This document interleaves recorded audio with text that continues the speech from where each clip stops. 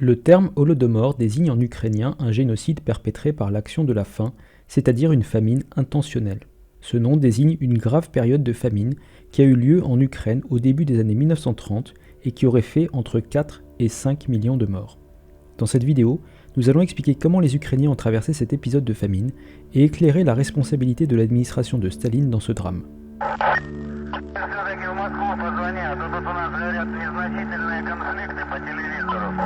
Pour remettre les choses dans leur contexte, la nouvelle politique économique bolchevique se met en place à partir de 1928 et propose un grand tournant pour l'agriculture en URSS. La collectivisation est au cœur de cette démarche qui se traduit par une confiscation des terres des petits propriétaires. Bien entendu, ce processus, dit de dékoulakisation, ne fait pas que des heureux, et de nombreuses manifestations viennent ébranler les campagnes. L'Ukraine est l'un des territoires où l'on compte le plus de foyers de révolte. Il faut dire que l'Ukraine est une région fortement agricole et dont les exploitations sont souvent de taille familiale. Les familles ukrainiennes s'opposent logiquement à la mise en commun de leurs terres. À cette problématique économique s'ajoute un regain du sentiment national ukrainien. Certains historiens communistes l'attribuent aux activités de propagande du bloc occidental et notamment à l'Allemagne. Ironiquement, il est plus vraisemblable que ce sentiment d'appartenance ukrainien soit renforcé par la politique d'indigénisation menée par le Parti communiste lui-même. Dans les années 1920, le parti a en effet cherché à renforcer la pratique de l'ukrainien pour adapter dans cette langue locale les concepts communistes.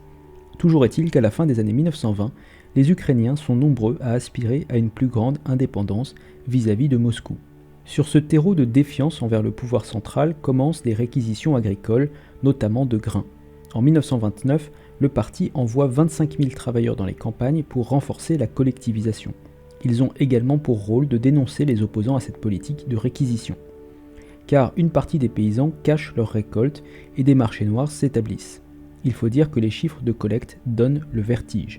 Pour le territoire ukrainien en 1930, 30% des récoltes sont réquisitionnées par l'État.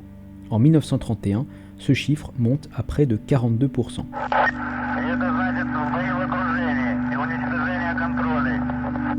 Nous voici donc en 1932 et la situation se complique. D'une part, l'URSS, malgré son isolement relatif, est secouée comme le reste du monde par la Grande Dépression de 1929.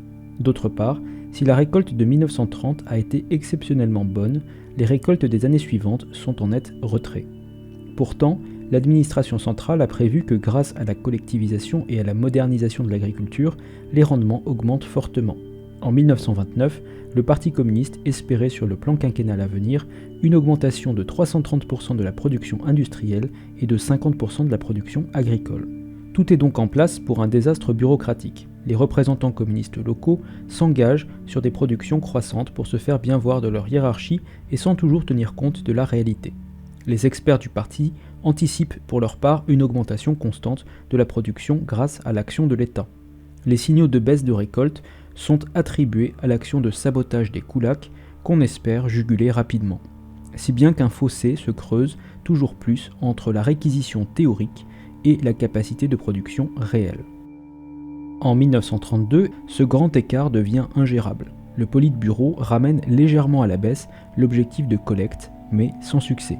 La récolte ayant été particulièrement mauvaise, les paysans sont réticents à donner leur grain. La collecte est donc bien moins bonne que celle de l'année passée, alors que l'objectif est plus élevé. Le Politburo ukrainien alerte sur l'insuffisance des récoltes et le risque de difficultés alimentaires. Staline accuse les responsables du Politburo d'incompétence et durcit le ton. Des brigades sont envoyées dans les campagnes pour mater tout acte de rébellion et la loi dite des épis est passée pour condamner tout vol de la propriété socialiste. 125 000 Ukrainiens ont été condamnés dans l'année qui suit, le plus souvent pour avoir ramassé quelques grains mis à germer dans les champs. Plus de 5 000 d'entre eux seront condamnés à la peine capitale. Staline, et avec lui le Parti communiste, est convaincu que le principal problème vient de l'action de rébellion des koulaks et des saboteurs à la solde des capitalistes. En conséquence, le parti décide qu'il faut casser l'esprit de sabotage qui règne. Les répressions s'intensifient malgré l'arrivée de l'hiver. En novembre 1932, ordre est donné de réquisitionner même les semences des paysans qui sont d'ordinaire conservées pour les semis de l'année suivante. De lourdes amendes en viande sont exigées des paysans qui ne peuvent fournir la quantité de blé requise. Les fermes qui ne collaborent pas sont placées sur la liste noire et, en plus d'amendes colossales, interdites de toute forme de commerce. Les koulaks les plus rebelles sont envoyés dans des camps. Les déportations vers le goulag triplent entre 1932 et 1933.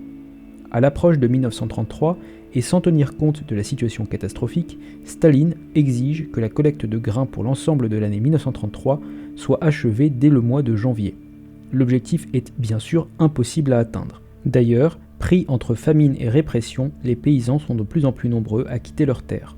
L'usage d'un passeport intérieur limite leurs déplacements, mais l'exode est massif. Le parti finit par interdire aux paysans de quitter leurs champs, purement et simplement. 200 000 paysans seront arrêtés sur les bords de route, condamnés et renvoyés par la force dans leur village. La faim fait rage dans les campagnes. Le printemps 1933 connaît une mortalité 5 fois supérieure à celle de 1932, qui était déjà supérieure à la normale. À la malnutrition s'ajoutent des maladies comme le typhus. Mais pire encore, on rapporte de nombreux cas de cannibalisme. Le chef de la police de Kiev signale même que c'est devenu un fait habituel et que des meurtres d'inconnus sont commis dans la rue pour des raisons alimentaires. Les correspondances de l'époque ne mentionnent jamais explicitement le terme de famine. On parle tout au plus de difficultés alimentaires, sans s'attarder sur leur ampleur. La déconnexion entre les élites du Politburo et la base semble totale. Au printemps 1933, le pouvoir central envoie tardivement des aides alimentaires dérisoires au regard de la situation. 300 000 tonnes de céréales sont livrées à l'Ukraine, soit environ 10 kg par habitant pour l'année 1933. À titre de comparaison, la réquisition de grains de l'Ukraine pour l'année 1932 est d'environ 4,8 millions de tonnes, soit 15 fois plus. La situation s'améliorera progressivement cependant à partir de septembre 1933, mais laissera en plus des 4 à 5 millions de morts de nombreux traumatismes dans la population.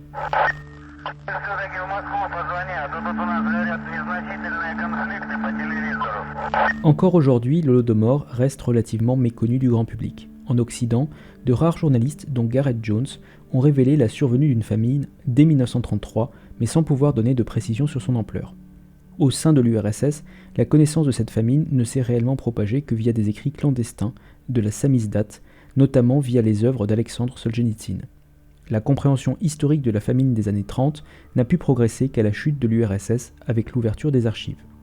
Il est intéressant de préciser que si l'Holodomor est l'épisode le plus étudié de cette période, l'Ukraine n'est pas le seul pays de l'URSS touché. Le Kazakhstan, par exemple, a perdu un tiers de sa population dans les mêmes années 1932-1933.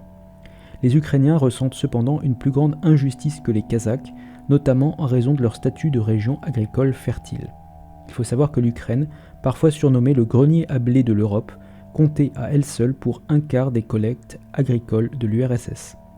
L'ampleur de l'Holodomor fait encore aujourd'hui l'objet d'un débat historique. Ce débat a été largement politisé du fait de la guerre froide, avec une forte minimisation du bloc soviétique et une exagération de certains historiens du bloc occidental.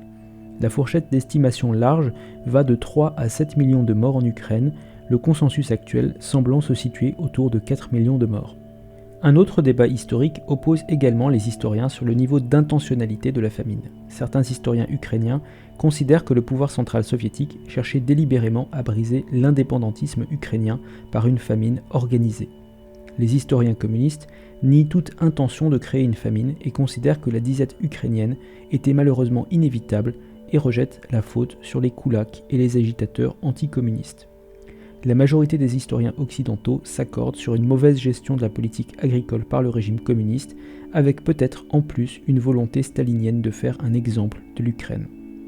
Malgré ces débats historiques toujours en cours sur l'intentionnalité des souffrances infligées au peuple ukrainien, l'Holodomor est déjà reconnu par 24 pays dans le monde comme un génocide et la mémoire des victimes est honorée tous les ans par les diasporas ukrainiennes.